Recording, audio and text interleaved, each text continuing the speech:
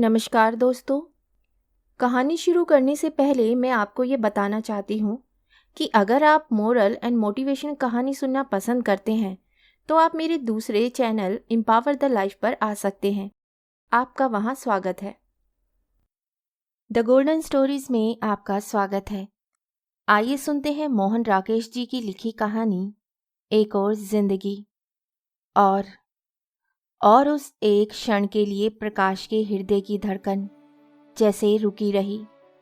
कितना विचित्र था वह क्षण। आकाश से टूटकर गिरे हुए नक्षत्र जैसा कोहरे के वक्ष में एक लकीर सी खींचकर वे क्षण सहसा व्यतीत हो गया। कोहरे में से गुजरकर जाती हुई आकृतियों को उसने एक बार फिर ध्यान से देखा। क्या ये संभव था कि व्यक्ति की आंखें इस हद तक उसे धोखा दे? तो जो कुछ वे देख रहा था वे यथार्थ ही नहीं था।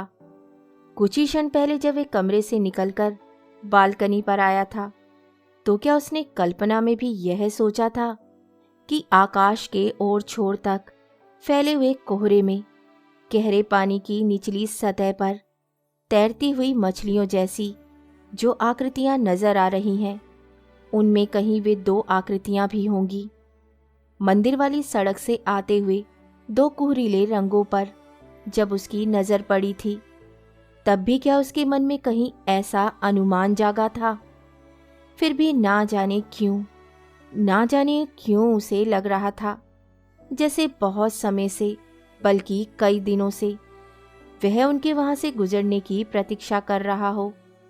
जैसे कि उन्हें देखने के लिए ही वह कमरे से निकलकर बालकनी पर आया हो और उन्हीं को ढूंढती हुई उसकी आंखें मंदिर वाली सड़क की तरफ मुड़ी हो।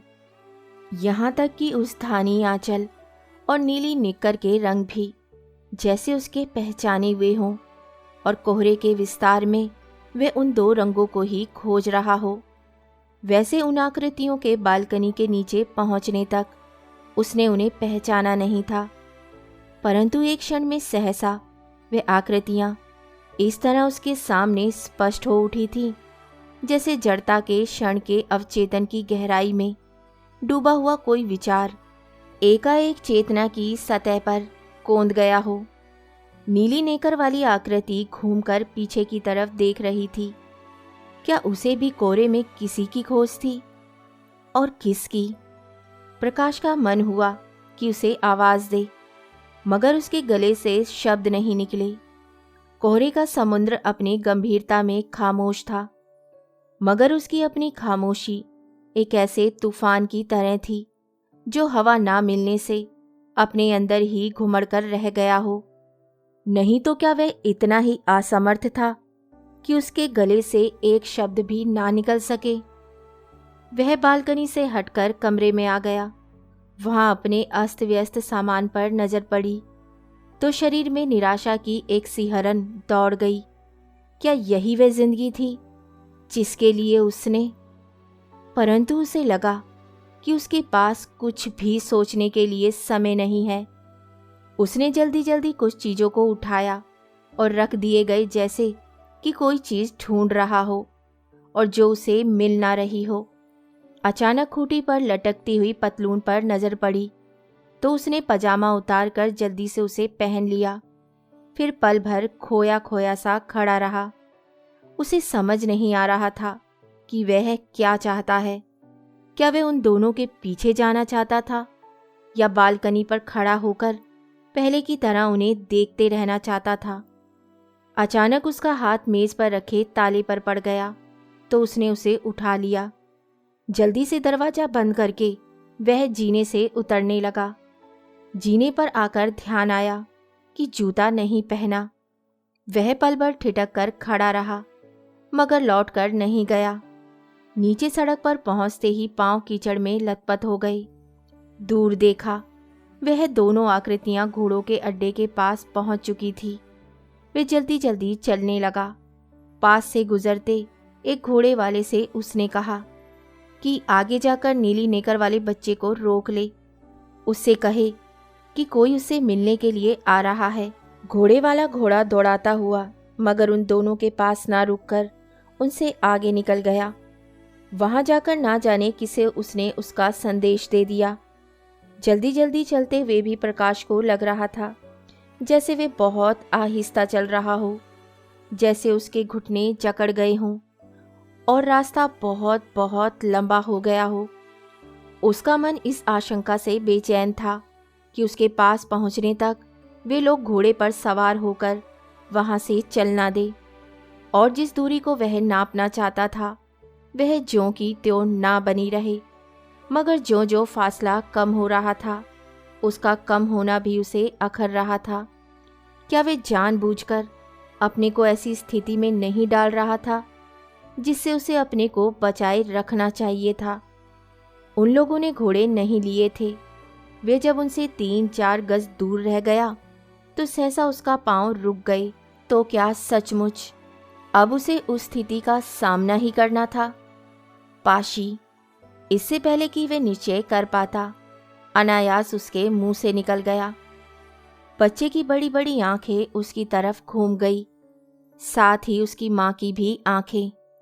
कोहरे में अचानक कई कई बिजलियां कौंध गई। प्रकाश 2-1 कदम और आगे बढ़ गया।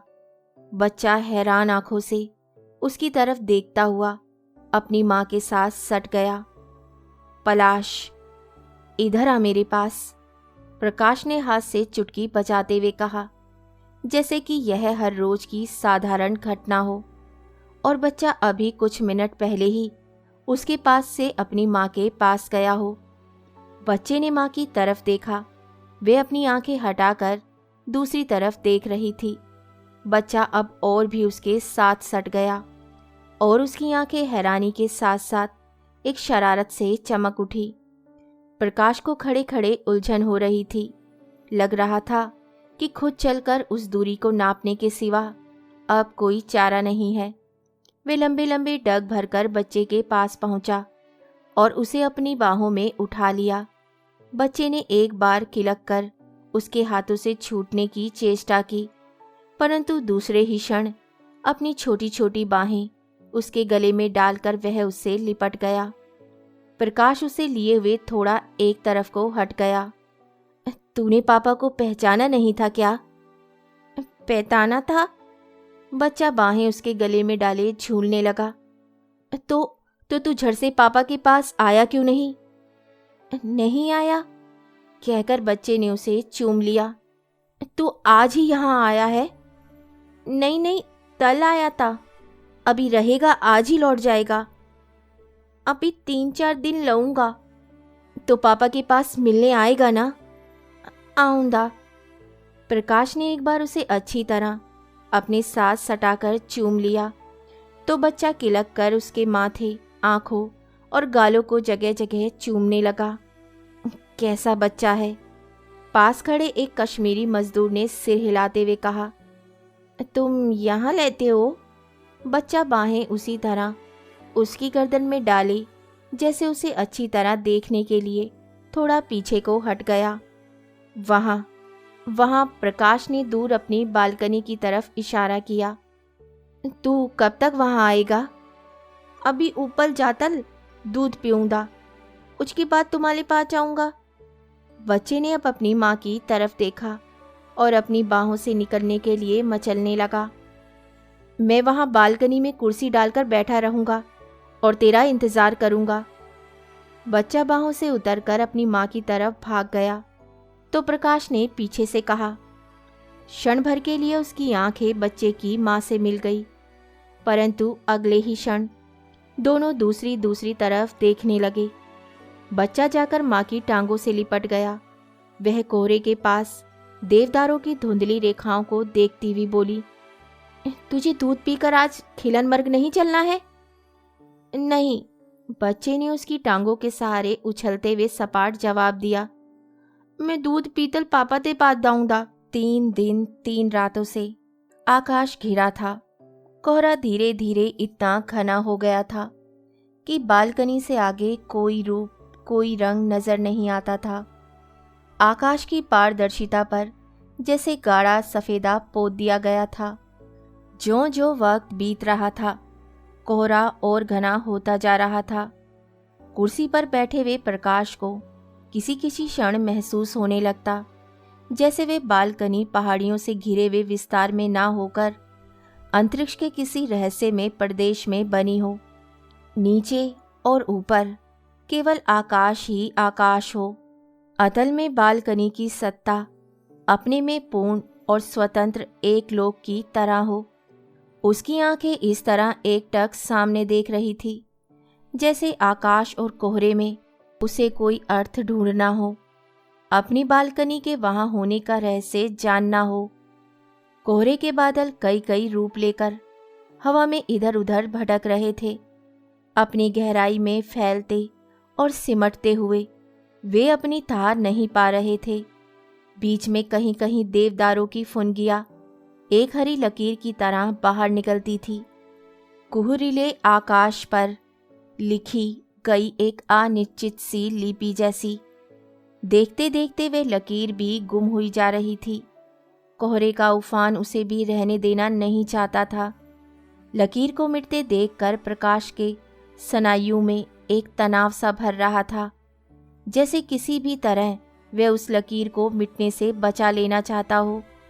परंतु जब लकीर एक बार मिटकर फिर कोहरे से बाहर नहीं निकली तो उसने सिर पीछे को डाल दिया और खुद भी कोहरे में कोहरा होकर पड़ा रहा। अतीत के कोहरे में कहीं वह दिन भी था जो 4 साल में अब तक बीत नहीं सका था।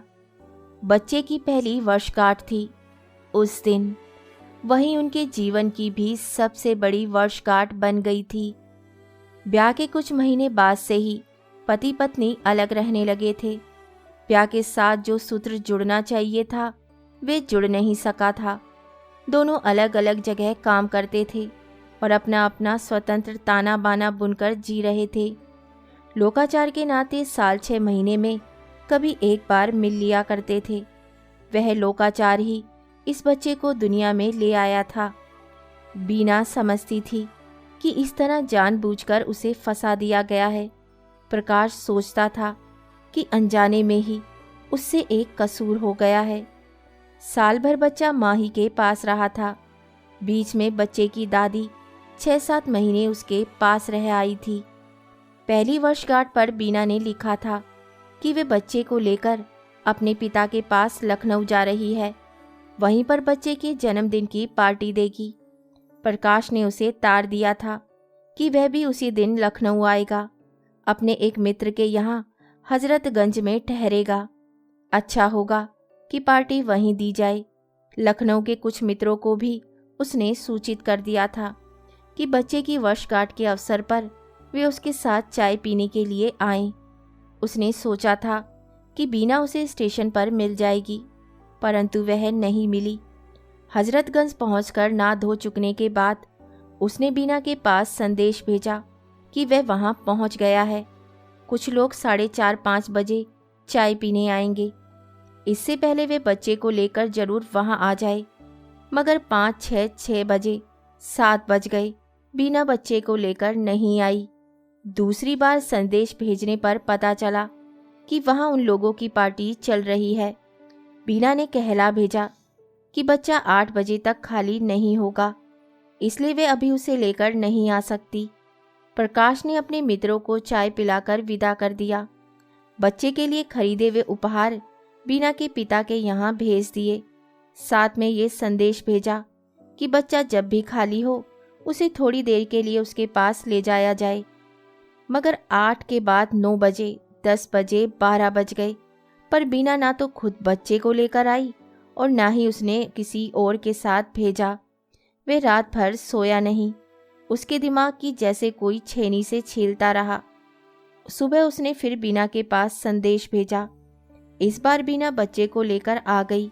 उसने बताया कि रात को पार्टी देर तक चलती रही, इसीलिए उसका आना संभव नहीं हुआ। अगर उसे सचमुच बच्चे से प्यार था तो उसे चाहिए था कि उपहार लेकर खुद उनके यहाँ पार्टी में चला आता। उस दिन सुबह से शुरू हुई बातचीत आधी रात तक चलती रही। प्रकाश बार बार कहता रहा, बीना, मैं इसका पिता हूँ, उस नाते मुझे इतना अधिकार तो है ही कि मैं इसे अपने पास बुला सकूं। परंतु बीना का उत्तर था, आपके पास पिता का दिल होता तो आप पार्टी में ना आ जाते। यह तो एक आकस्मिक घटना ही है कि आप इसके पिता हैं। बीना, वे फटी फटी आंखों से उसके चेहरे की तरफ देखता रह गया। मैं नहीं समझ पा रहा कि तुम दरअसल चाहती क्या हो। मैं कुछ भी नहीं चाहती। आपसे मैं क्या चाहूंगी? तुमने सोचा है कि तुम्हारे इस तरह व्यवहार करने से बच्चे का क्या होगा? जब हम अपने ही बारे में कुछ नहीं सोच सके तो इसके बारे में क्या सोचेंगे? क्या तुम पसंद करोगी कि बच्चे को मुझे सौंप दो और खुद स्वतंत्र हो जाओ? इसे आपको सौंप दूं? बीना के स्वर में वितृष्णा गहरी हो गई। किस चीज के भरोसे? कल को आपकी जिंदगी क्या होगी यह कौन कह सकता है? बच्चे को उस अनिश्चित जिंदगी के भरोसे छोड़ दूं? इतनी मूर्ख मैं नहीं हूं। तो क्या तुम यही चाहोगी कि इसका फैसला करने के लिए अदालत में जाया जाए? आप अदालत में जाना चाहें तो मुझे कोई ऐतराज नहीं है। जरूरत पड़ने पर मैं सुप्रीम कोर्ट तक आपसे लड़ूंगी। आपका बच्चे पर कोई हक नहीं है। बच्चे को पिता से ज्यादा माँ की जरूरत होती है। कई दिन, कई सप्ताह वे मन ही मन संघर्ष करता रहा। जहां उसे दोनों ना मिल सके वहां माँ तो उसे मिलनी ही चाहिए। अच्छा है, मैं बच्चे की बात भूल जाऊं और नए सिरे से अपनी जिंदगी शुरू करने की कोशिश करूं। मगर फिजूल की भावुकता में कुछ नहीं रखा है। बच्चे अच्छे तो होते ही रहते हैं। संबंध विच्छेद करके फिर से ब्याह कर लिया जाए तो घर में और बच्चे हो जाएंगे। मन में इतना ही सोच लेना होगा कि इस बच्चे के साथ कोई दुर्घटना हो गई थी। सोचने सोचने में दिन, सप्ताह और महीने निकलते गए। मन में आशंका उठती, क्या सचमुच पहले की जिंदगी को मिटाकर इंसान नए सिरे से जिंदगी शुरू कर सकता है? जिंदगी के कुछ वर्षों को वह एक दुस्वप्न की तरह भूलने का प्रयत्न कर सकता है। कितने इंसान हैं जिनकी जिंदगी कहीं ना कहीं किसी न किसी दोराहे से गलत दिशा की तरफ भटक जाती है। क्या उचित यह नहीं कि इंसान उस रास्ते को बदलकर अपने को सही दिशा में ले आए? आखिर आदमी के पास एक ही तो जिंदगी होती है, प्रयोग के लिए भी और जीने के लिए भी। तो क्यों आदमी का एक प्रयोग असफलता को जिंदगी की असफलता मान ले? कोर्ट में कागज पर हस्ताक्षर करते समय छत के पंखे से टकराकर एक चिड़िया का बच्चा नीचे आ गिरा। हाय, चिड़िया मर गई, किसी ने कहा। मरी नहीं, अभी जिंदा है, कोई और बोला। चिड़िया नहीं है, चिड़िया का बच्चा है, किसी तीसरे ने कहा। नहीं नहीं, चिड़िया है। नहीं, चिड़िया का बच्चा है। अरे इसे उठाकर बाहर हवा में छोड़ दो। नहीं, यहीं पड़ा रहने दो, बाहर इसे कोई बिल्ली विल्ली खा जाएगी। पर ये यहाँ आया किस तरह? जाने किस तरह। रोशनदान के रास्ते आ गया होगा। बेचारा कैसे तड़प रहा है। शुक्र है पंखे ने इसे काट नहीं दिया। काट दिया होता तो बल्कि अच्छा था। अब इस तरह लूंजे पंखों से बेचारा क्या जिएगा। तब तक पति पत्नी दोनों ने कागज पर हस्ताक्षर कर दिए थे। बच्चा उस समय कोर्ट के अहाते में को के पीछे भागता हुआ किलकारियां भर रहा था। वहां आसपास धूल उड़ रही थी और चारों तरफ मटियाली सी धूप फैली थी। फिर दिन, सप्ताह और महीने, 2.5 साल गुजर जाने पर भी वह फिर से जिंदगी शुरू करने की बात तय नहीं कर पाया था। उस बीच बच्चा 3 बार उससे मिलने के लिए आया था। वह नौकर के साथ आता और दिन भर उसके पास रहकर अंधेरा होने पर लौट जाता। पहली बार वह उससे शर्माता रहा था, मगर बाद में उससे हिल मिल गया था। वह बच्चे को लेकर घूमने चला जाता, उसे आइसक्रीम खिलाता, खिलौने ले देता। बच्चा जाने के वक्त हट करता, अभी नहीं दाऊंदा, दूध पीतल दाऊंदा, थाना थातल दाऊंदा। जब बच्चा इस तरह की बात कहता तो उसके अंदर कोई चीज़ दुखने लगती। उसका मन होता था कि नौकर को झिड़क कर वापस भेज दे और बच्चे को कम से कम रात भर के लिए अपने पास रख ले।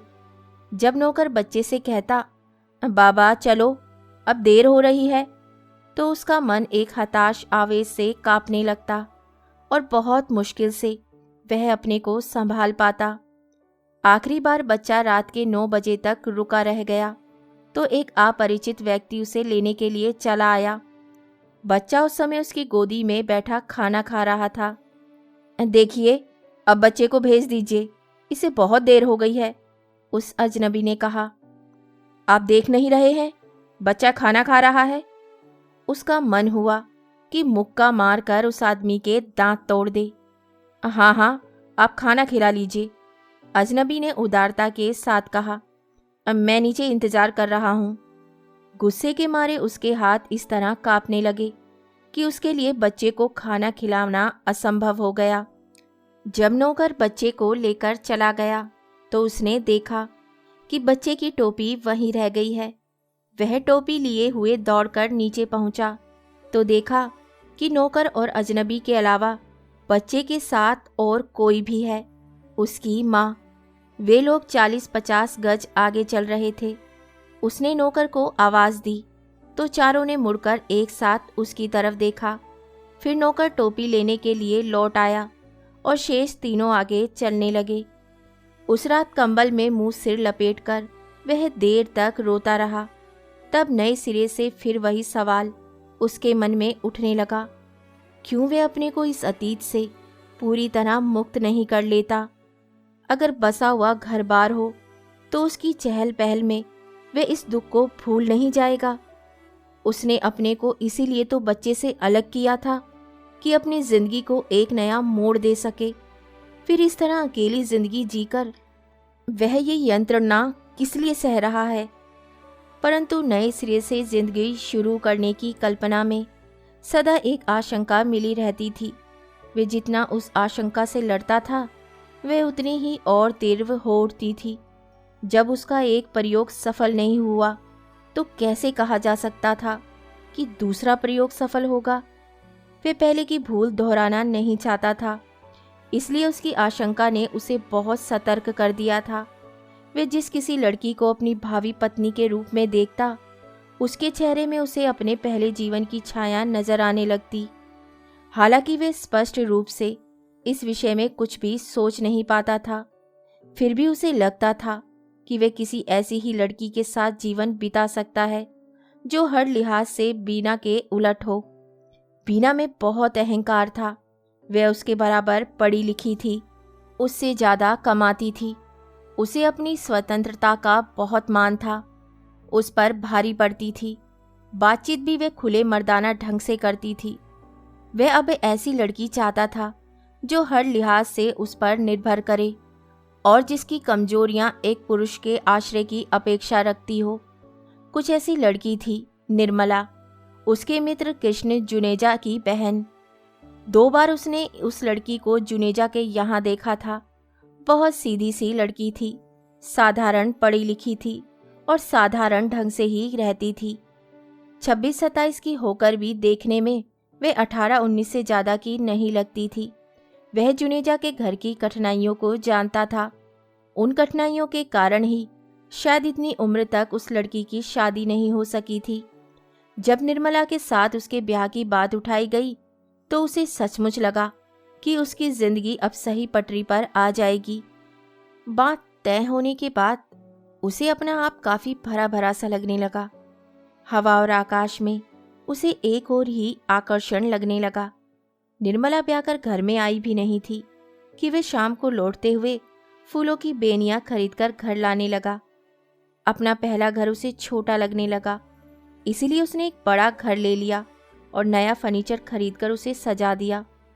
पास में ज़्यादा पैसे नहीं थे, फिर भी कर्ज लेकर उसने निर्मला के लिए कितना कुछ बनवा डाला। निर्मला हंसती हुई उसके घर में आई, मगर वे एक ऐसी हंसी थी जो हंसने का मौका ना रहने पर भी थमने में नहीं आती थी। पहले कुछ दिन तो वह समझ नहीं सका कि वह हंसी क्या है। निर्मला कभी भी बिना बात के हंसना शुरू कर देती और देर तक हंसती रहती। वह हैरान होकर उसे देखता रहता। 3-4 साल के बच्चे भी वैसे आकस्मिक ढंग से नहीं हंसते थे जैसे वह हंसती थी। कोई उसके सामने गिर जाए या कोई चीज किसी के हाथ से गिरकर टूट जाए तो उसके लिए अपनी हंसी रोकना असंभव हो जाता था। ऐसे में लगातार 10-10 मिनट तक वह हंसी से बेहाल रहती। वह उसे समझाने की चेष्टा करता कि ऐसी बातों पर नहीं हंसा जाता, तो निर्मला को और भी हंसी छूटती। वह उसे डांट देता तो वह उसी आकस्मिक ढंग से बिस्तर पर लेटकर हाथ पैर पटकती हुई रोने लगती, चिल्ला चिल्ला कर अपनी मरी हुई माँ को पुकारने लगती और अंत में बाल बिखेर कर देवी बन जाती और घर भर को शाप देने लगती। कभी अपने कपड़े फाड़ कर इधर उधर छिपा देती, अपने गहने जूतों के अंदर संभाल देती, कभी अपनी बाह पर फोड़े की कल्पना करके 2-2 दिन उसके दर्द से कराती रहती और फिर सहसा स्वस्थ होकर कपड़े धोने लगती और सुबह से शाम तक कपड़े धोती रहती। जब मन शांत होता तो मुंह गोल किए वे अंगूठा चूसने लगती। उठते बैठते खाते पीते प्रकाश के सामने निर्मला के तरह तरह के रूप आते रहते और उसका मन एक अंधे कुएं में भटकने लगता। रास्ता चलते हुए उसके मन में एक शून्य सा घेर आता और वे भौचक्का सा सड़क के किनारे खड़ा होकर सोचने लगता कि वह घर से क्यों आया है और कहाँ जा रहा है। उसका किसी से मिलने का कहीं भी आने जाने को मन ना होता। कई बार वे बिल्कुल जड़ होकर देर देर तक एक ही जगह खड़ा या बैठा रहता। एक बार सड़क पर चलते हुए वह खंबे से टकराकर नाली में गिर गया। एक बार बस पर चढ़ने की कोशिश में नीचे गिर जाने से उसकी बुशर्ट पीछे से फट गई और वह इससे बेखबर दूसरी बस में चढ़कर आगे चल दिया। उसे पता तब चला जब किसी ने रास्ते में उससे कहा, जेंटलमैन, तुम्हें घर जाकर कपड़े बदल लेने चाहिए। उसे लगता जैसे वह जी नहीं रहा हो, अंदर ही अंदर घुट रहा हो। क्या यही वह जिंदगी थी जिसे पाने के लिए उसने इतने साल अपने से संघर्ष किया था? उसे गुस्सा आता कि जुनेजा ने उसके साथ ऐसा क्यों किया। उस लड़की को मानसिक अस्पताल में भेजने की जगह उसका ब्याह क्यों कर दिया। उसने जुनेजा को इस संबंध में पत्र लिखे, परंतु उसकी ओर से कोई उत्तर नहीं मिला। उसने जुनेजा को बुला भेजा तो वह आया भी नहीं। वह स्वयं जुनेजा से मिलने गया तो जवाब मिला कि निर्मला अब उसकी पत्नी है। उसके मायके के लोगों का उनकी जिंदगी में कोई दखल नहीं है और निर्मला रात दिन घर में उसी तरह हंसती और रोती रहती। तुम मेरे भाई से क्या पूछने गए थे? बाल बिखेर कर देवी का रूप धारण किए हुए कहती। तुम बीना की तरह मुझे भी तलाक देना चाहते हो? किसी तीसरे को घर में लाना चाहते हो? मगर मैं बीना नहीं हूँ। वह सती स्त्री नहीं थी, मैं सती स्त्री हूँ। तुम मुझे छोड़ने की बात मन में लाओगे तो मैं इस घर को जलाकर भस्म कर दूंगी। सारे शहर में भूचाल ले आऊंगी। लाऊं भूचाल? और बाहें फैलाकर वह चिल्लाने लगती, आ भूचाल आ आ, मैं सती स्त्री हूं, तो इस घर की ईंट से ईंट बजा दे, आ आ आ। वह उसे शांत करने की चेष्टा करता तो वह कहती, देखो, तुम मुझसे दूर रहो, मेरे शरीर को हाथ मत लगाओ, मैं सती स्त्री हूं, देवी हूं। तुम मेरा सतीत्व नष्ट करना चाहते हो, मुझे खराब करना चाहते हो। मेरा तुमसे ब्याह कब हुआ है? मैं तो अभी कंवारी हूं, छोटी सी बच्ची हूं। संसार का कोई भी पुरुष मुझे नहीं छू सकता। मैं आध्यात्मिक जीवन जीती हूं, मुझे कोई छूकर देखे तो। और बाल बिखरे हुए इसी तरह बोलती चिल्लाती। कभी वे घर की छत पर पहुंच जाती और कभी बाहर निकलकर घर के आसपास चक्कर काटने लगती। उसने 2-1 बार होठों पर हाथ रखकर निर्मला का मुंह बंद करना चाहा तो वह और भी जोर से चिल्लाने लगी, तुम मेरा मुंह बंद करना चाहते हो? मेरा गला घोटना चाहते हो? मुझे मारना चाहते हो? तुम्हें पता है मैं देवी हूं, देवी। मेरे चारों भाई 4 शेर हैं, वे तुम्हें नोच नोच कर खा जाएंगे। उन्हें पता है उसकी बहन देवी है। कोई मेरा बुरा चाहेगा तो वे उसे उठा कर ले जाएंगे और काल कोठरी में बंद कर देंगे। मेरे बड़े भाई ने अभी अभी नई कार ली है, मैं उसे चिट्ठी लिख दूं तो वह भी कार लेकर आ जाएगा और हाथ पैर बांधकर तुम्हें कार में डालकर ले जाएगा। 6 महीने बंद रखेगा, फिर छोड़ेगा। तुम्हें पता नहीं वे चारों के चारों शेर कितने जालिम हैं। वे राक्षस हैं, राक्षस। आदमी की बोटी बोटी काट दे और किसी को पता भी ना चले। मगर मैं उन्हें नहीं बुलाऊंगी। मैं सती स्त्री हूं, इसलिए अपने सत्य से ही अपनी रक्षा करूंगी। सब कोशिशों से हार कर वे थका हुआ अपने पढ़ने के कमरे में बंद होकर पड़ जाता, तो भी आधी रात तक वह साथ के कमरे में उसी तरह बोलती रहती। फिर बोलते बोलते अचानक चुप कर जाती और थोड़ी देर बाद उसका दरवाज़ा खटखटाने लगती। क्या बात है? वह कहता। इस कमरे में मेरी सांसें रुक रही हैं, निर्मला जवाब देती। दरवाज़ा खोलो, मुझे अस्पताल जाना है। इस समय सो जाओ, सुबह तुम जहाँ कहोगी वहाँ ले चलूँगा। मैं कहती हूँ दरवाज़ा खोलो, मुझे अस्पताल जाना है। और वह जोर जोर से धक्के देकर दरवाज़ा तोड़ने लगती। वह दरवाज़ा खोल देता तो वह हंसती हुई उसके सामने आ जाती। तुम्हें हंसी किस बात पर आ रही है? तुम्हें लगता है मैं हंस रही हूँ? निर्मला और भी जोर से हंसने लगती। ये हंसी नहीं, रोना है, रोना। तुम अस्पताल जाना चाहती हो? क्यों? अभी तुम कह रही थी। मैं अस्पताल जाने के लिए कहाँ कह रही थी? मैं तो कह रही थी कि मुझे उस कमरे में डर लगता है। मैं यहाँ तुम्हारे पास सोऊंगी। देखो निर्मला, इस समय मेरा मन ठीक नहीं है। तुम बाद में चाहे मेरे पास आ जाना, मगर इस समय थोड़ी देर। मैं कहती हूँ मैं अकेली उस कमरे में नहीं सो सकती।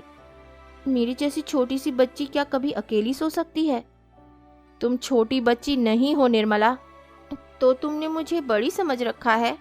मैं तुम्हें बड़ी नजर आती हूँ? एक छोटी सी बच्ची को बड़ी कहते तुम्हारे दिल को कुछ नहीं होता, इसलिए कि तुम मुझे अपने पास सुलाना नहीं चाहते। मगर मैं यहाँ से नहीं जाऊँगी, तुम्हें मुझे अपने साथ सुलाना पड़ेगा। मैं विधवा हूँ जो अकेली सोऊंगी? मैं सुहागन स्त्री हूँ। कोई सुहागिन क्या कभी अकेली सोती है? मैं भावरे लेकर तुम्हारे घर में आई हूँ, ऐसे ही उठाकर नहीं लाई गई। देखती हूँ तुम कैसे मुझे उस कमरे में भेजते हो। और वे उसके पास लेटकर उससे लिपट जाती। कुछ देर में जब उसके स्नायु शांत हो चुकते तो लगातार उसे चूमती हुई कहती, मेरा सुहाग, मेरा चांद, मेरा राजा, मैं तुम्हें कभी अपने से अलग रख सकती हूँ? तुम मेरे साथ 136 साल की उम्र तक जियोगे। मुझे यह वर मिला है कि मैं 136 साल की उम्र तक सुहागिन रहूंगी। जिसकी भी मुझसे शादी होती वह 136 साल की उम्र तक जीता। तुम देख लेना मेरी बात सच निकलती है या नहीं। मैं सती स्त्री हूँ और सती स्त्री के मुंह से निकली बात कभी झूठ नहीं होती। तुम सुबह मेरे साथ अस्पताल चलोगी? क्यों, मुझे क्या हुआ है मैं जो अस्पताल जाऊंगी? मुझे तो आज तक कभी सिर दर्द भी नहीं हुआ, मैं अस्पताल क्यों जाऊंगी? एक दिन प्रकाश उसके लिए कई किताब खरीद लाया। उसने सोचा था कि शायद पढ़ने से निर्मला के मन को एक दिशा मिल जाए और वे धीरे धीरे अपने मन के अंधेरे से बाहर निकलने लगे।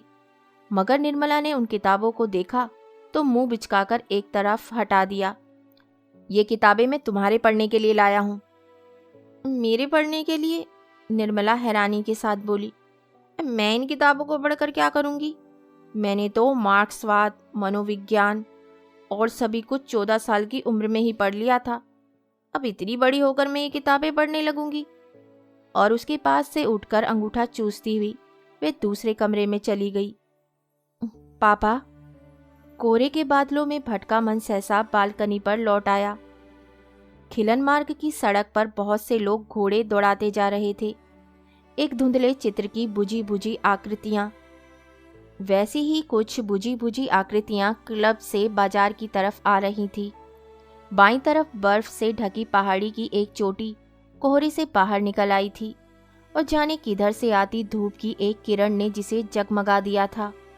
कोहरे में भटके हुए पक्षी उड़ते हुए उस चोटी के सामने आ गए तो सहसा उनके पंख सुनहरे हो उठे, मगर अगले ही क्षण वे फिर धुंधलके में खो गए। प्रकाश कुर्सी से उठ खड़ा हुआ और झाँक कर नीचे सड़क की तरफ देखने लगा। क्या वे आवाज़ पलाश की नहीं थी? मगर सड़क पर दूर तक वैसी कोई आकृति दिखाई नहीं दे रही थी। आंखों से टूरिस्ट होटल के गेट तक जाकर वह लौट आया और गले पर हाथ रखकर जैसे निराशा की चुभन को रोके हुए फिर कुर्सी पर बैठ गया। 10 के बाद 11, 12 और फिर 1 बज गया था और बच्चा नहीं आया था। क्या बच्चे के पहले जन्मदिन की घटना आज फिर दोहराई जानी थी? पापा, प्रकाश ने चौंक कर सिर उठाया। वही कोहरा और वही धुंधली सुनसान सड़क, दूर घोड़ों की टापें और धीमी चाल से उस तरफ को आता एक कश्मीरी मजदूर।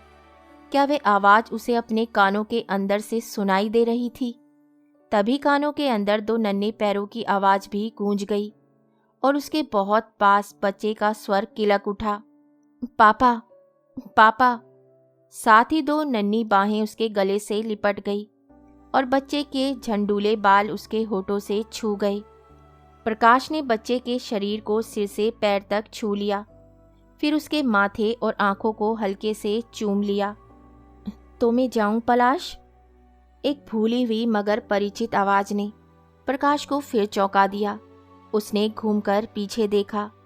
कमरे के दरवाजे के बाहर बीना दाईं तरफ न जाने किस चीज पर आंखें गड़ाए खड़ी थी।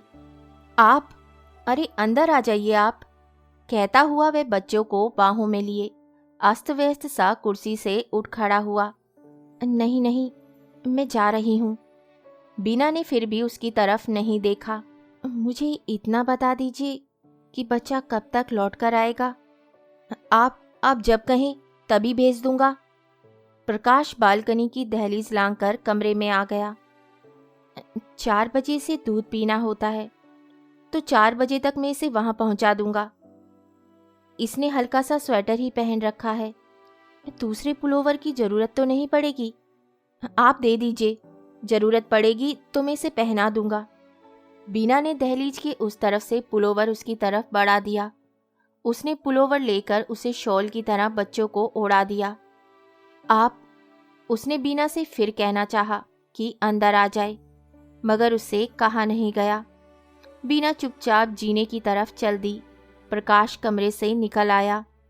जीने से बीना ने कहा, देखिए, इसे आइसक्रीम वगैरह मत खिलाइएगा, इसका गला बहुत जल्द खराब हो जाता है।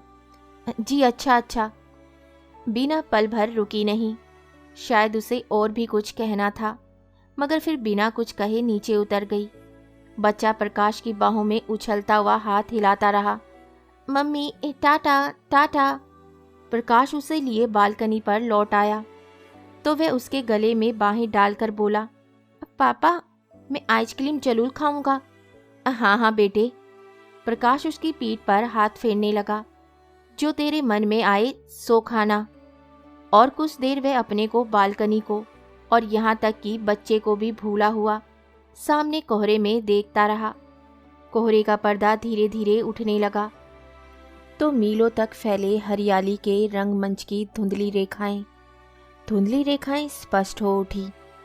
वे दोनों गोल्फ ग्राउंड पार करके क्लब की तरफ जा रहे थे। चलते हुए बच्चे ने पूछा, पापा, आदमी की 2 टांगे क्यों होती हैं? 4 क्यों नहीं होती? प्रकाश ने चौंक कर उसकी तरफ देखा और कहा, अरे क्यों पापा?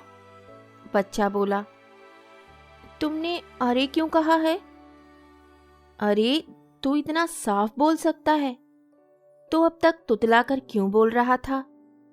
प्रकाश ने उसे बाहों में उठाकर एक अभियुक्त की तरह सामने कर लिया।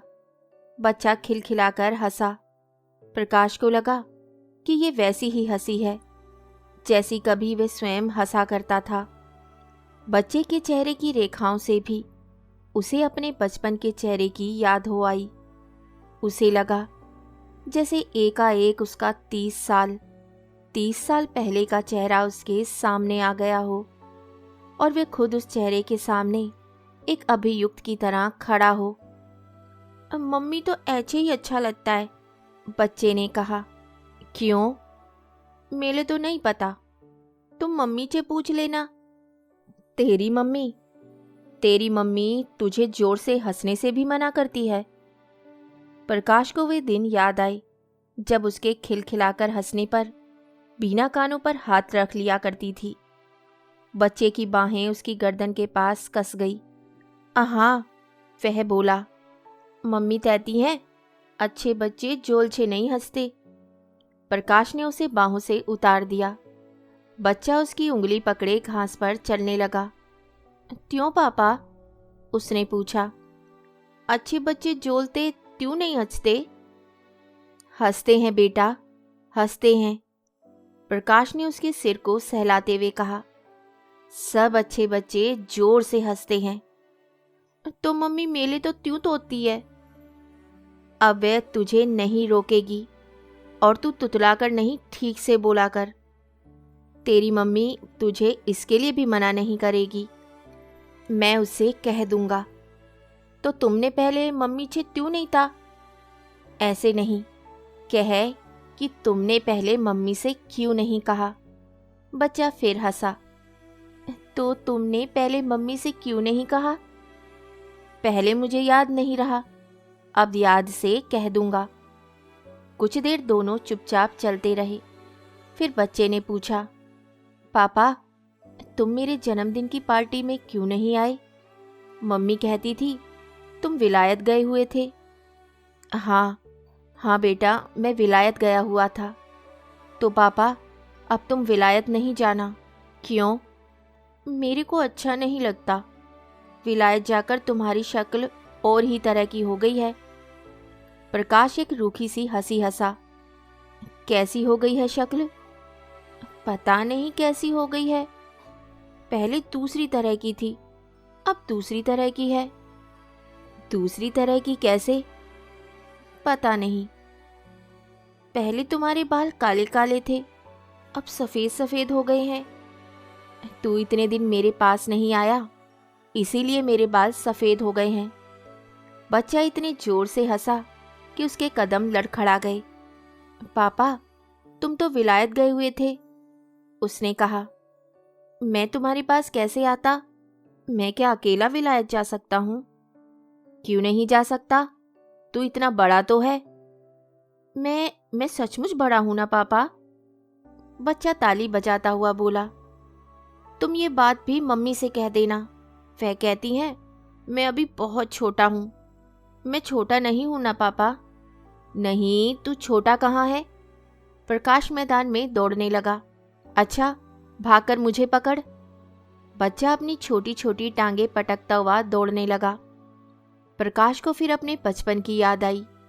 उसे दौड़ते देखकर तब एक बार किसी ने कहा था, अरे ये बच्चा कैसे टांगे पटक पटक कर दौड़ता है, इसे ठीक से चलना नहीं आता क्या? बच्चे की उंगली पकड़े प्रकाश क्लब के बार रूम में दाखिल हुआ तो बारमैन अब्दुल्ला उसे देखकर दूर से मुस्कुराया। साहब के लिए 2 बोतल बियर, उसने पास खड़े बैरे से कहा। साहब आज अपने साथ एक मेहमान को लाया है, बच्चे के लिए 1 गिलास पानी दे दो। प्रकाश ने काउंटर के पास रुककर कहा, इसे प्यास लगी है, खाली पानी। अब्दुल्ला बच्चे के गालों को प्यार से सहलाने लगा। और सब दोस्तों को तो साहब बियर पिलाता है और इस बेचारे को खाली पानी। और पानी की बोतल खोलकर वे गिलास में पानी डालने लगा। जब वे गिलास बच्चे के मुंह के पास ले गया तो बच्चे ने यह अपने हाथ में ले लिया। मैं अपने आप पीऊँगा, उसने कहा। मैं छोटा थोड़े ही हूँ, मैं तो बड़ा हूँ। हाँ हाँ तू बड़ा है, अब्दुल्ला हंसा। तब तो तुझे पानी देकर मैंने गलती की है। बड़े लोगों को तो मैं बियर ही पिलाता हूँ। बियर क्या होता है? बच्चे ने मुंह से गिलास हटाकर पूछा। बियर होता नहीं, होती है। अब्दुल्ला ने झुककर उसे चूम लिया। तुझे पिलाऊं क्या? नहीं, कहकर बच्चे ने अपनी बाहें प्रकाश की तरफ फैला दी। प्रकाश उसे लेकर ड्योढ़ी की तरफ चला तो अब्दुल्ला भी उन दोनों के साथ साथ बाहर चला आया। किसका बच्चा है साहब? उसने पूछा। मेरा लड़का है, कहकर प्रकाश बच्चे को सीढ़ी से नीचे उतारने लगा।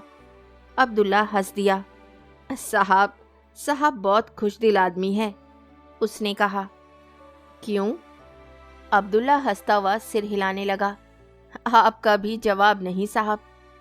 प्रकाश कुछ कहने को हुआ मगर अपने को रोककर बच्चे को लिए हुए आगे चल दिया। अब्दुल्ला टोड़ी में रुककर पीछे से सिर हिलाता रहा। बैरा शेर मोहम्मद अंदर से निकल कर आया तो वह और भी खुलकर हंस दिया। क्या बात है, अकेला खड़ा कैसे हंस रहा है? शेर मोहम्मद ने पूछा। साहब का भी जवाब नहीं है। अब्दुल्ला किसी तरह हंसी पर काबू पाकर बोला। किस साहब का जवाब नहीं है? अरे उस साहब का। अब्दुल्ला ने प्रकाश की तरफ इशारा किया। उस दिन बोलता था कि इसने इसी साल शादी की है और आज बोलता है कि ये 5 साल का बाबा इसका लड़का है। जब आया था तो अकेला था और आज इसके लड़का भी हो गया। प्रकाश ने एक बार घूमकर तीखी नजर से उसकी तरफ देख लिया। अब्दुल्ला एक बार फिर खिलखिला उठा। ऐसा खुशदिल आदमी मैंने आज तक नहीं देखा। पापा, घास हरी क्यों होती है, लाल क्यों नहीं होती? क्लब से निकलकर प्रकाश ने बच्चे को एक घोड़ा किराए पर ले दिया। लिलेन मार्ग को जाने वाली पगडंडी पर वे खुद उसके साथ साथ पैदल चल रहा था। घास के रेशमी फैलाव पर कोहरे का आकाश इस तरह झुका था जैसे अंदर की उमड़ती वासना उसे अपने को उस पर दबा देने के लिए विवश कर रही हो। बच्चा उत्सुक आंखों से आसपास की पहाड़ियों और सामने से बहकर जाती पानी की पतली धार को देख रहा था। कभी कुछ क्षण वह अपने को भूला रहता, फिर अपने अंदर के किसी भाव से प्रेरित होकर काठी पर उछलने लगता। बेटा, हर चीज का अपना रंग होता है, प्रकाश ने बच्चे की जांघ को हाथ से दबाए हुए कहा और कुछ देर खुद भी हरियाली के फैलाव में खोया रहा। हर चीज का अपना रंग क्यों होता है पापा? क्योंकि कुदरत ने हर चीज का अपना रंग बना दिया है। कुदरत क्या होती है? प्रकाश ने झुककर उसकी जांघ को चूम लिया। कुदरत यह होती है, उसने कहा। जांघ पर गुदगुदी होने से बच्चा भी हंसने लगा। तुम झूठ बोलते हो। क्यों? तुमको इसका पता ही नहीं है। अच्छा, तो तू बता, घास का रंग हरा क्यों होता है? घास मिट्टी के अंदर से पैदा होती है, इसलिए इसका रंग हरा होता है। अच्छा, तुझे इसका कैसे पता चल गया? बच्चा उछलता हुआ लगाम को झटकने लगा। मेरे को मम्मी ने बताया था। प्रकाश के होठों पर एक विकृत सी मुस्कुराहट आ गई। उसे लगा जैसे आज भी उसके और बीना के बीच एक द्वंद्व चल रहा हो और बीना उस द्वंद्व में उस पर भारी पड़ने की चेष्टा कर रही हो। अच्छा, तेरी मम्मी ने तुझे और क्या क्या बता रखा है? वह बोला। यह भी बता रखा है कि आदमी के 2 टांगे क्यों होती है और 4 क्यों नहीं होती। हाँ, मम्मी कहती थी कि आदमी की 2 टांगे इसलिए होती हैं कि वे आधा जमीन पर चलता है, आधा आसमान में। अच्छा। प्रकाश के होठों पर हंसी और मन में उदासी की एक रेखा फैल गई। मुझे इसका पता नहीं था। तुमको तो किसी बात का भी पता नहीं है पापा, बच्चा बोला। इतने बड़े होकर भी पता नहीं है? घास, बर्फ और आकाश के रंग दिन में कई कई बार बदल जाते थे। बदलते रंगों के साथ मन भी और से और होने लगता था। सुबह उठते ही प्रकाश बच्चे के आने की प्रतीक्षा करने लगता। बार बार वे बालकनी पर जाता और टूरिस्ट होटल की तरफ देखता हुआ देर देर तक वहां खड़ा रहता। नाश्ता या खाना खाने जाने के लिए भी वह वहां से नहीं हटना चाहता था। उसे डर था कि बच्चा इस बीच वहां आकर लौट ना जाए। 3 दिन में उसे साथ लिए वे कितनी ही बार घूमने के लिए गया था। उसके घोड़े के पीछे पीछे दौड़ा था और उसके साथ घास पर लौटता रहा था। बच्चा जानबूझकर रास्ते के कीचड़ में अपने पांव लथपथ कर लेता और होठ बिसूरकर कहता, पापा पापा पांव धो दो। वह उसे उठाए इधर उधर पानी ढूंढता फिरता। बच्चे को वह जिस किसी कोण से देखता उसी कोण से उसकी तस्वीर ले लेना चाहता। जब बच्चा थक जाता और लौटकर अपनी मम्मी के पास जाने का हट करने लगता तो वे उसे तरह तरह के लालच देकर अपने पास रोक रखना चाहता था। एक बार उसने बच्चे को अपनी माँ के साथ दूर से आते देखा और उतरकर नीचे चला गया। जब वे पास पहुंचा तो बच्चा दौड़कर उसकी तरफ आने की जगह माँ के साथ फोटोग्राफर की दुकान के अंदर चला गया। वे कुछ देर सड़क पर रुका रहा, फिर यह सोचकर ऊपर चला आया कि फोटोग्राफर की दुकान से निकलकर बच्चा अपने आप ऊपर आ जाएगा। मगर बालकनी पर खड़े खड़े उसने देखा कि बच्चा दुकान से निकलकर उस तरफ आने की बजाय हट के साथ अपनी माँ का हाथ खींचता हुआ उसे वापस टूरिस्ट होटल की तरफ ले जा रहा है। उसका मन हुआ कि फिर नीचे जाकर बच्चे को अपने साथ ले आए, मगर कोई चीज़ उसको रोके रही और वे वहीं खड़ा उसे देखता रहा। शाम तक ना जाने कितनी बार वह बालकनी पर आया और कितनी देर वहाँ खड़ा रहा। आखिर उससे नहीं रहा गया तो उसने नीचे जाकर कुछ चेरी खरीदी और बच्चे को देने के बहाने टूरिस्ट होटल की तरफ चल दिया। अभी वे टूरिस्ट होटल से कुछ फासले पर था कि बच्चा अपनी माँ के साथ बाहर आता दिखाई दिया, मगर उस पर नज़र पड़ते ही वे वापस होटल की गैलरी में भाग गया। प्रकाश जहाँ था वहीं खड़ा रहा। पल भर के लिए उसकी आंख बीना से मिली। उसे लगा कि बीना का चेहरा पहले से कुछ सांवला हो गया है और उसकी आंखों के नीचे शाह दायरे उभर आए हैं। वे पहले से काफ़ी दुबली भी लग रही थी। कुछ पल रुके रहने के बाद प्रकाश आगे बढ़ गया और चेरी वाला लिफाफा बीना की तरफ बढ़ाकर खुश्क गले से बोला, यह मैं बच्चे के लिए लाया था। बीना ने लिफाफा ले लिया, मगर लेते हुए उसकी आंखें दूसरी तरफ मुड़ गई। पलाश, पलाश, उसने कुछ अस्थिर आवाज में बच्चे को पुकारा। यह ले, पापा तेरे लिए चेरी लाए हैं। मैं नहीं लेता, बच्चे ने गैलरी से कहा और भागकर और भी दूर चला गया। बीना ने एक असहाय नज़र बच्चे पर डाली और प्रकाश की तरफ देखकर बोली, कहता है मैं पापा से नहीं बोलूँगा। वे सुबह रुके क्यों नहीं, चले क्यों गए? प्रकाश बीना को उत्तर ना देकर गैलरी में चला गया और कुछ देर बच्चे का पीछा करके उसने उसे बाहों में उठा लिया। मैं तुमसे नहीं बोलूँगा, कभी नहीं बोलूँगा, बच्चा अपने को छुड़ाने की चेष्टा करता कहता रहा। ऐसी क्या बात है? प्रकाश उसे पुचकारने की चेष्टा करने लगा। पापा से इस तरह नाराज होते हैं क्या? तुमने मेरी तस्वीर क्यों नहीं देखी? कहाँ थी तेरी तस्वीरें? मुझे तो पता ही नहीं था। पता क्यों नहीं था? तुम दुकान के बाहर से ही क्यों चले गए थे? अच्छा ला, पहले तेरी तस्वीरें देखें, फिर घूमने चलेंगे। यह सुबह आपको दिखाने के लिए ही तस्वीरें लेने गया था, बीना के साथ खड़ी एक युवा स्त्री ने कहा। प्रकाश ने ध्यान नहीं दिया था कि उसके साथ कोई और भी है। तस्वीरें मेरे पास थोड़े ही ना है, उसी के पास हैं। सुबह फोटोग्राफर ने नेगेटिव दिखाए थे, पॉजिटिव वह अब इस वक्त देगा। उसी स्त्री ने फिर कहा, तो चल पहले दुकान पर चलकर तेरी तस्वीरें ले लें, देखे तो सही कैसी तस्वीरें हैं। मैं मम्मी को साथ लेकर जाऊंगा, बच्चे ने उसकी बाहों में मचलते हुए कहा। हाँ हाँ, तेरी मम्मी भी साथ आ रही है, कहते हुए प्रकाश ने एक बार बीना की तरफ देख लिया। बीना होठ दांतों में दबाए आंखें झपक रही थी। वह चुपचाप उसके साथ चल दी।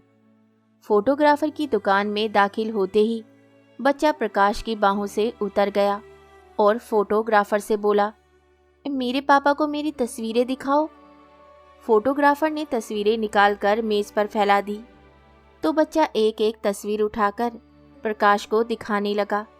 देखो पापा, ये वही की तस्वीर है न जहाँ से तुमने कहा था सारा कश्मीर नजर आता है, और ये तस्वीर भी देखो जो तुमने मेरी घोड़े पर बैठे हुए उतारी थी।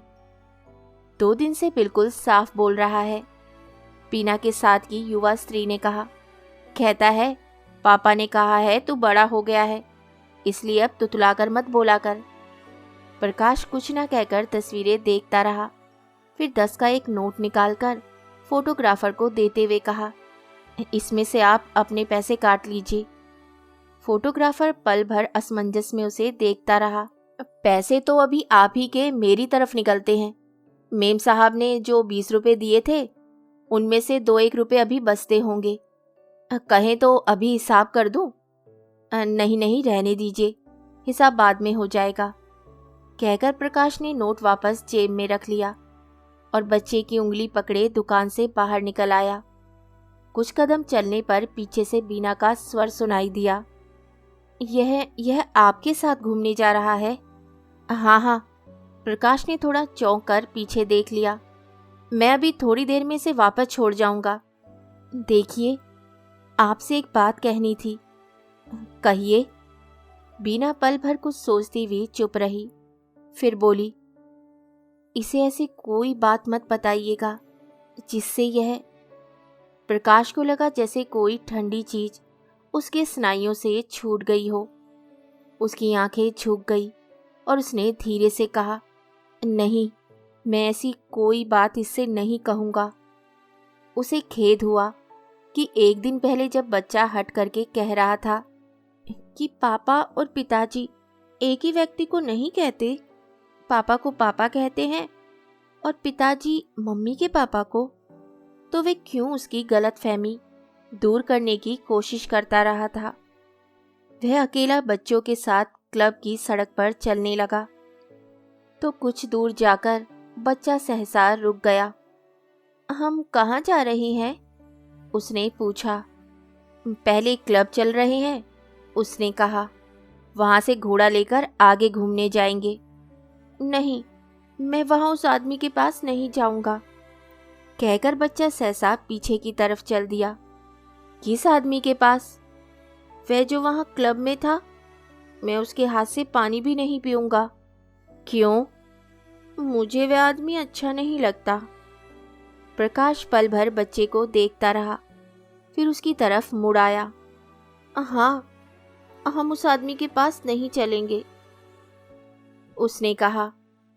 मुझे भी वह आदमी अच्छा नहीं लगता। बहुत दिनों के बाद उस रात प्रकाश को गहरी नींद आई। ऐसी नींद जिसमें सपने दिखाई ना दे, उसके लिए लगभग भूली हुई चीज हो चुकी थी। फिर भी जागने पर उसे अपने में ताजगी का अनुभव नहीं हुआ। अनुभव हुआ एक खालीपन का, जैसे कोई चीज उसके अंदर उफनती रही हो, जो गहरी नींद सो लेने से चूक गई हो। रोज की तरह उठकर वह बालकनी पर गया। देखा आकाश साफ है। रात को सोया था तो बारिश हो रही थी, मगर उस धुले निखरे आकाश को देखकर आभास तक नहीं हो रहा था कि कभी वहां बादल भी घिरे थे। सामने की पहाड़ियां सुबह की धूप में धुलकर उजली हो उठी थी। प्रकाश काफी देर वहां खड़ा रहा, अपनी ताजगी में एक जड़ता का अनुभव करता हुआ।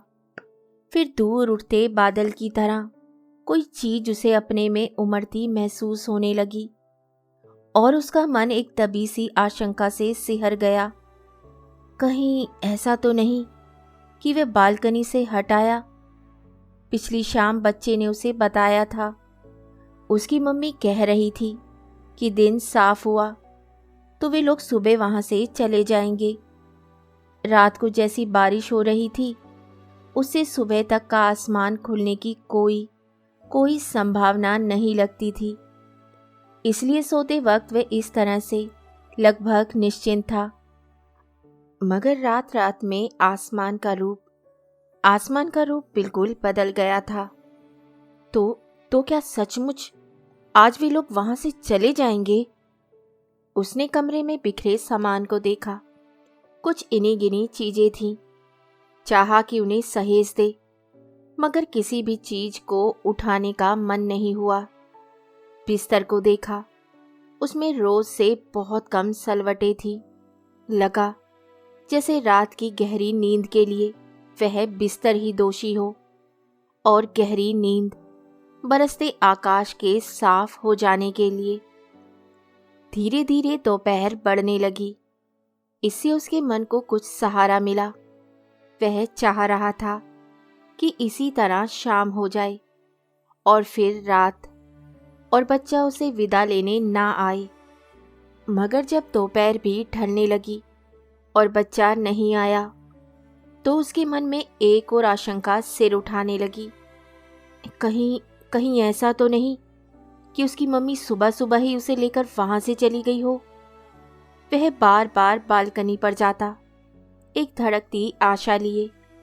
बार बार टूरिस्ट होटल की सड़क पर नजर दौड़ाता और पहले से अधिक अस्थिर होकर कमरे में लौट आता। उसकी धमनियों में लहू की हर बूंद उत्कंठित और व्याकुल थी। उसने सुबह से कुछ खाया नहीं था, इसलिए भूख भी उसे परेशान कर रही थी। कुछ देर बाद कमरा बंद करके वह खाना खाने चला गया। बड़े बड़े कोर निकलकर किसी तरह 2 रोटियां गले से उतारी और जल्दी से वापस चला आया। मगर उतनी देर भी कमरे से बाहर रहना उसे एक अपराध सा लग रहा था। लौटते हुए उसने सोचा कि उसे खुद जाकर टूरिस्ट होटल से पता कर लेना चाहिए। मगर सड़क की चढ़ाई करते हुए उसने दूर से देखा, बीना बच्चे के साथ उसकी बालकनी के नीचे सड़क पर खड़ी थी। वह तेज तेज चलकर उनके पास पहुंच गया, मगर बच्चे ने उसकी तरफ नहीं देखा। वह अपनी माँ का हाथ खींचता हुआ किसी चीज के लिए हट कर रहा था। प्रकाश ने उसकी बाँह हाथ में ली तो वह बाँह छुड़ाने के लिए जमीन पर लौटने लगा। मैं तुम्हारे घर नहीं जाऊंगा, उसने लगभग चीख कर कहा। प्रकाश अचकचा गया और उसकी बाँह छोड़कर जड़ सा खड़ा रहा। मुझसे नाराज है क्या? उसने बिना दोनों में से किसी की तरफ देखे बिना पूछ लिया। मम्मी मेरे साथ ऊपर क्यों नहीं चलती? बच्चा उसी तरह चिल्लाया। प्रकाश और बीना की आंख मिलने को हुई, मगर पूरी तरह नहीं मिल पाई। प्रकाश ने बच्चे की बाँह फिर हाथ में ले ली और तटस्थ स्वर में बीना से कहा, आप भी आ जाइए ना, इसे आज जाने क्या हुआ है। बीना कुछ झुंझलाहट के साथ बोली, सुबह से बात बात पर तंग कर रहा है। इस वक्त यह अकेला मेरे साथ ऊपर नहीं जाएगा। प्रकाश ने स्वर की तटस्थता अब भी बनाए रखी। अच्छा चल, मैं तुझे जीने तक पहुंचा देती हूँ। बीना उसे उत्तर ना देकर बच्चे से बोली, ऊपर से जल्दी लौट आना, घोड़े वाले उधर तैयार खड़े हैं। प्रकाश को मन में एक नस्तर सा चुभता महसूस हुआ, मगर जल्दी ही उसने अपने को संभाल लिया। आप लोग आज ही जा रहे हैं? उसने चेष्टा की कि शब्दों से उसके मन का भाव प्रकट ना हो। जी हाँ। बीना दूसरी तरफ देखती रही। जाना तो सुबह ही था, मगर इसके हट की वजह से इतनी देर हो गई। अब भी यह। और बात बीच में ही छोड़कर उसने बच्चे से फिर कहा, चल चल तुझे जीने तक पहुंचा दूं। बच्चा प्रकाश के हाथ से बाँह छुड़ाकर कुछ दूर भाग गया। मैं नहीं जाऊंगा, उसने कहा। अच्छा आ, बीना बोली, मैं तुझे ऊपर पहुंचा देती हूँ उस दिन की तरह। मैं नहीं जाऊंगा। और बच्चा कुछ कदम और दूर चला गया। आप आ क्यों नहीं जाती? इस तरह तो ये अपना हट नहीं छोड़ेगा, प्रकाश ने होठ काटते हुए कहा। बीना ने आंख झपकने तक उसकी तरफ देख लिया। उस दृष्टि में एक तीखा चुभता सा भाव था, मगर आंख झपकने के साथ ही वह भाव धुल गया और उसने अपने को सहेज लिया। उसके चेहरे पर एक दृढ़ता आ गई और उसने बच्चे को बाहों में उठा लिया। अच्छा चल चल, मैं तेरे साथ चलती हूँ, उसने कहा। बच्चे का रुआसा भाव हंसी में बदल गया और उसने माँ के गले में बाहें डाल दी। प्रकाश उनसे आगे आगे जीना चढ़ने लगा। ऊपर पहुंचकर बीना ने बच्चे को बाहों से उतार दिया और कहा, ले अब मैं जा रही हूँ। नहीं, बच्चे ने उसका हाथ पकड़ लिया।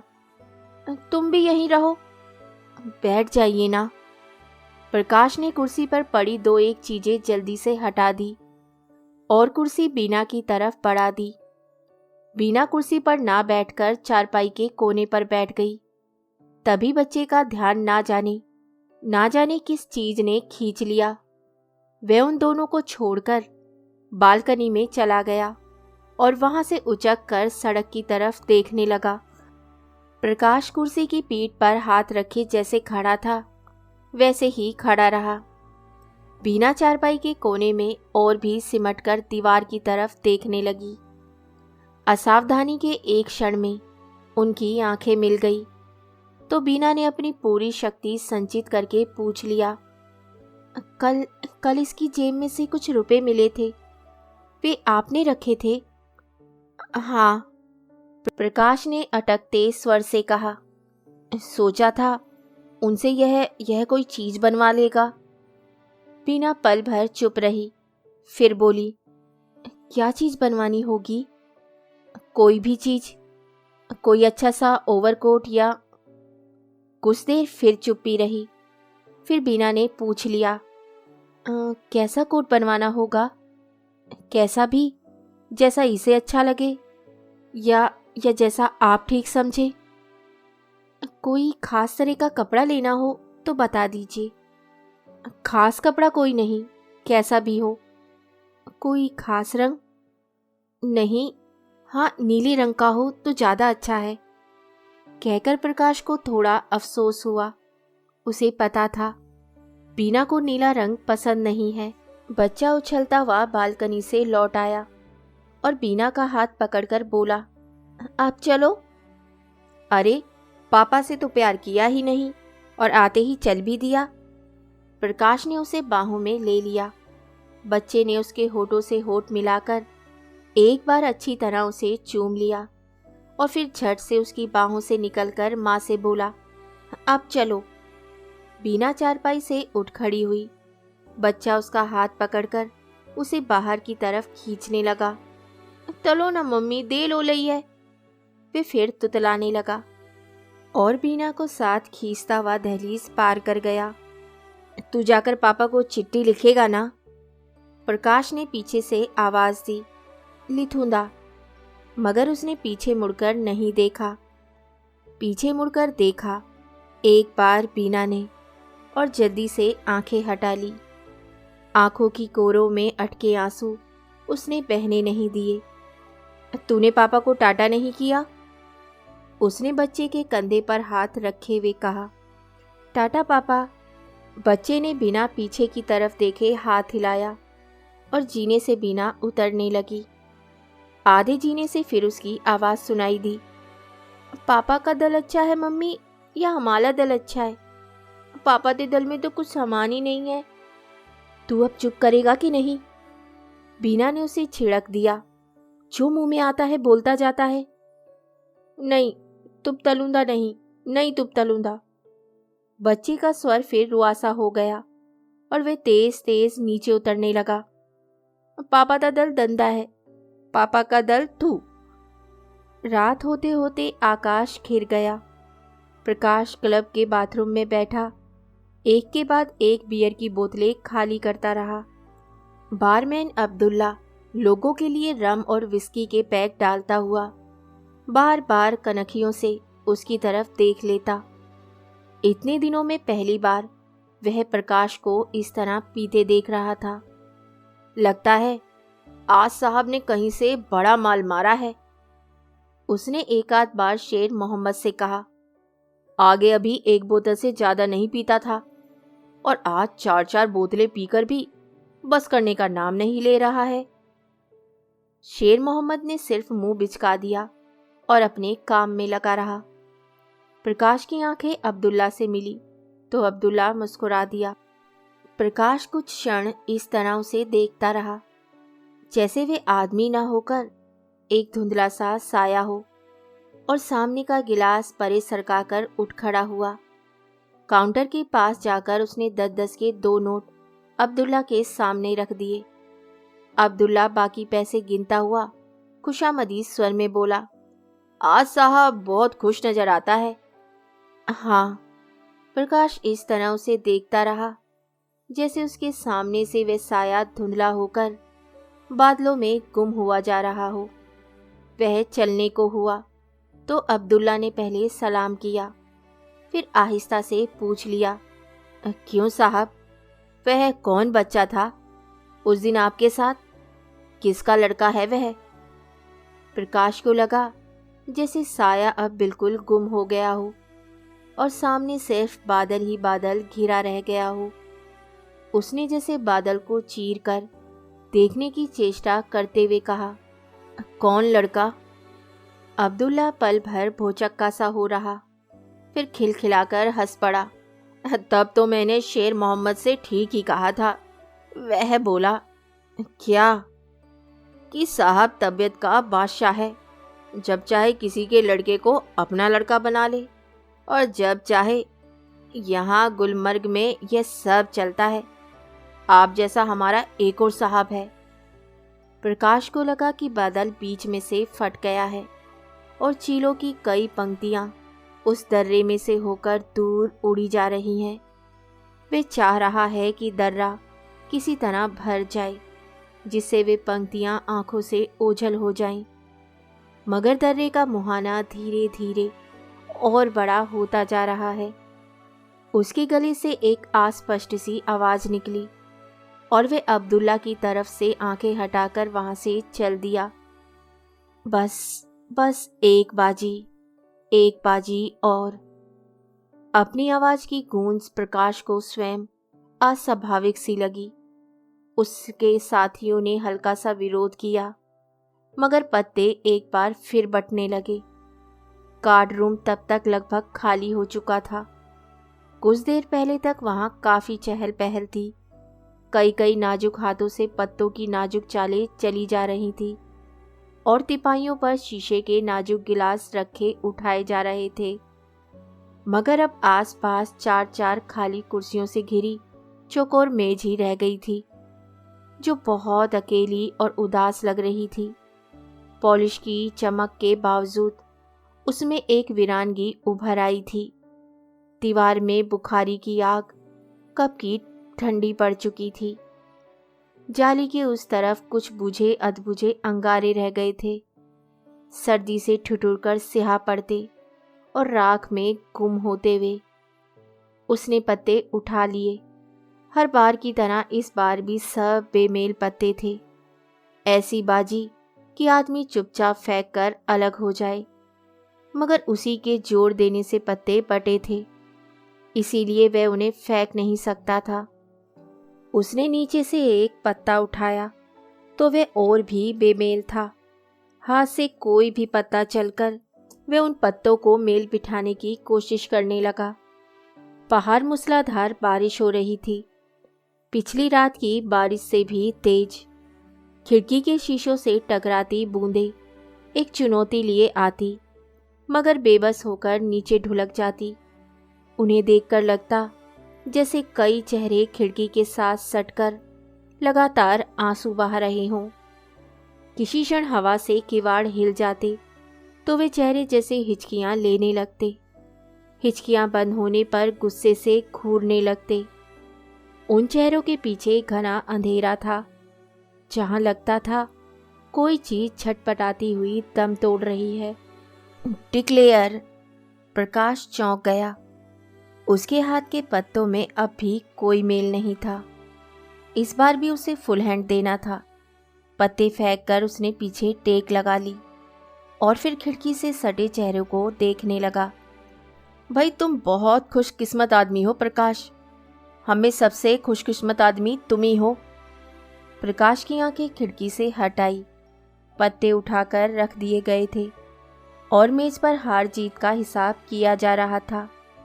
हिसाब करने वाला आदमी ही उससे कह रहा था, कहते हैं ना, जो पत्तों में बदकिस्मत हो वह जिंदगी में खुशकिस्मत होता है। अब देख लो, सबसे ज़्यादा तुम ही हारे हो, इसलिए मानना पड़ेगा भाई, सबसे खुशकिस्मत आदमी तुम ही हो।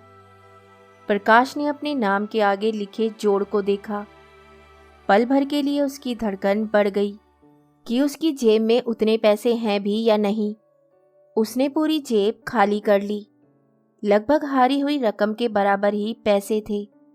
रकम अदा कर देने के बाद 2-1 छोटे सिक्के ही उसके पास बचे रहे और उनके साथ वह अंतर्देशीय पत्र जो शाम की डाक से आया था और जिसे जेब में रखकर वे क्लब चला आया था। पत्र निर्मला का था जो उसने अब तक खोलकर पढ़ा नहीं था। जेब में पड़े पड़े वे काफ़ी मुचड़ गया था। निर्मला के अक्षरों पर नज़र पड़ते ही उसके कई कई चेहरे उसके सामने उभरने लगे। उसके हाथ का एक एक अक्षर जैसे एक एक चेहरा हो।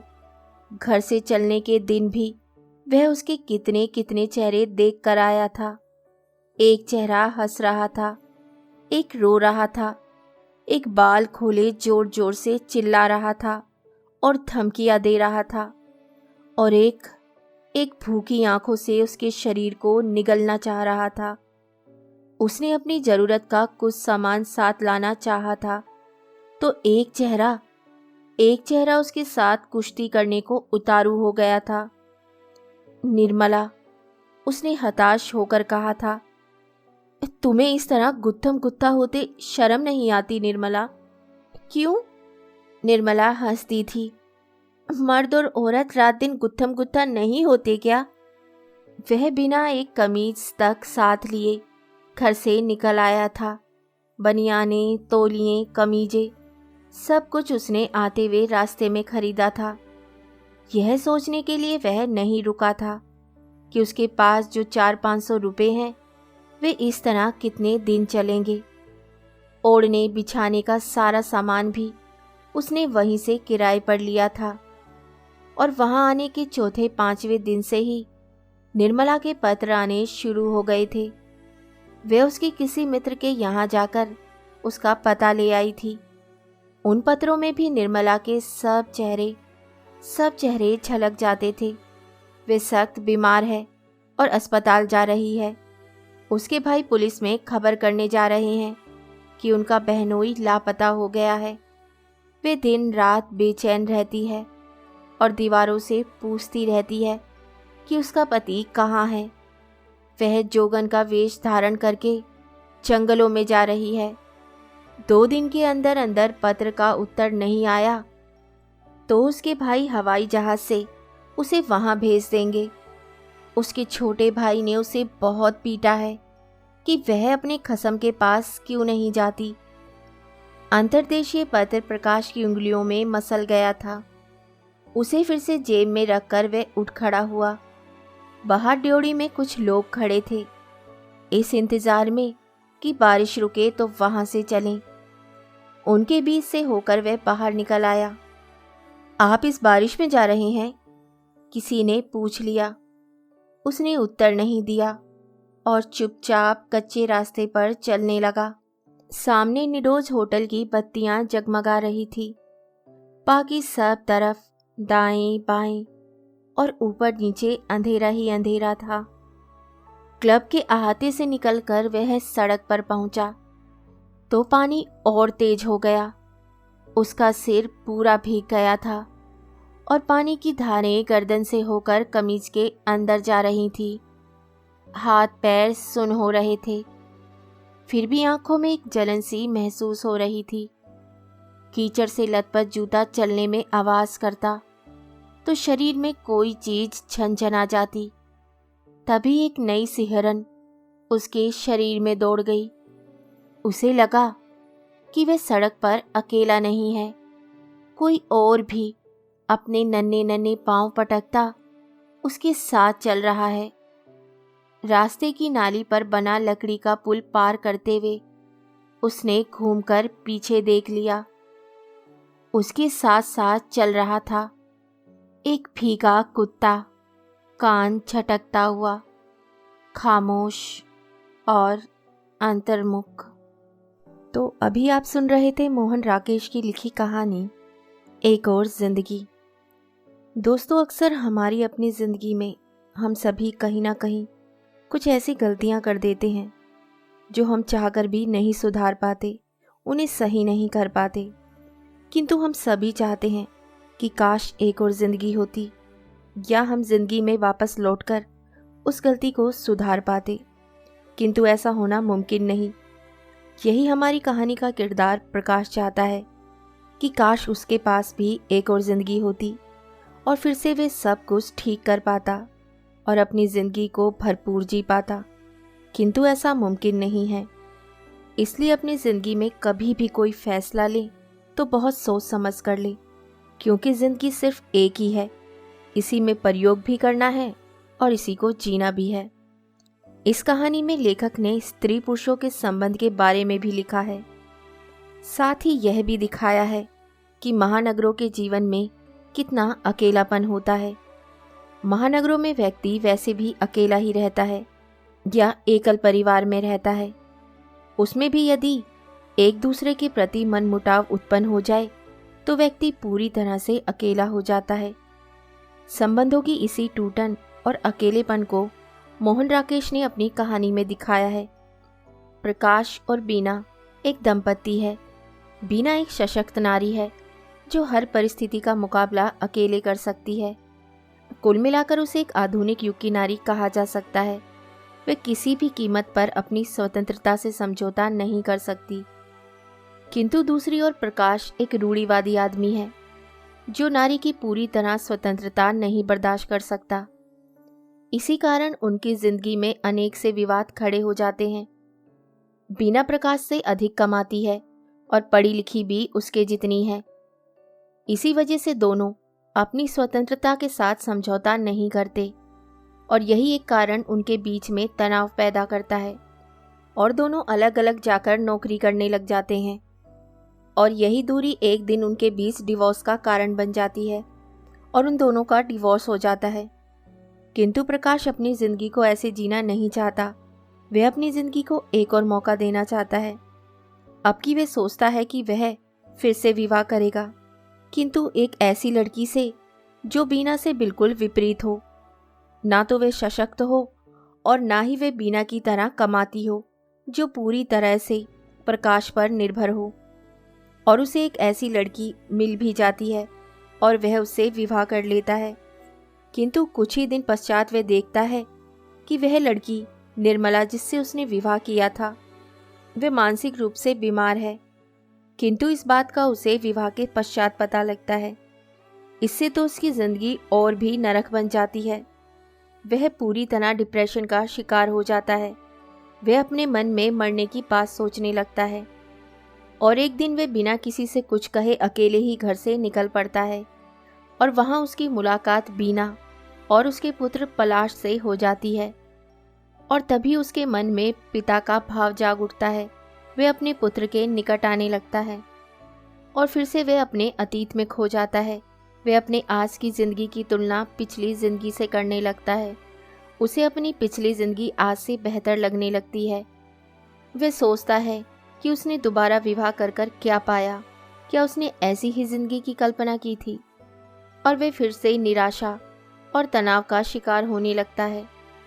अगर कहानी की संवेदना की बात करें तो इसमें यह दिखाया जाता है कि स्वतंत्रता के बाद नारी सशक्त होती जा रही थी। पुरुष उस बदलाव के साथ सामंजस्य नहीं बिठा पा रहा था। इस असमंजस का परिणाम यह था कि संबंधों की टूटन, विवाह विच्छेद, डिवोर्स, उनमें यह संबंधों का अभाव स्पष्ट रूप से दिखता है। तो दोस्तों, जिंदगी एक ही है, इसलिए अपनी ज़िंदगी में कोई भी फैसला लो तो बहुत सोच समझकर ठंडे दिमाग से लो, क्योंकि एक ही ज़िंदगी है, उसी में आपको प्रयोग भी करना है और जीना भी है। और यह पक्का है कि आपके ज़िंदगी में लिए गए फैसले गलत भी होंगे और उन्हीं गलत फैसलों का आपके जीवन पर असर पड़ेगा। लेकिन उन्हीं गलत फैसलों में अपनी ज़िंदगी को कैसे सही बनाया जाए, यही इस कहानी का सार है। तो ज़िंदगी में फैसले बड़े ही सोच समझकर, सही और गलत दोनों पहलू को देखकर ही ले, क्योंकि ज़िंदगी ना मिलेगी दोबारा। तो इसी के साथ मैं आपसे विदा लेती हूँ और कल फिर मिलती हूँ एक नई कहानी के साथ। तब तक के लिए अलविदा।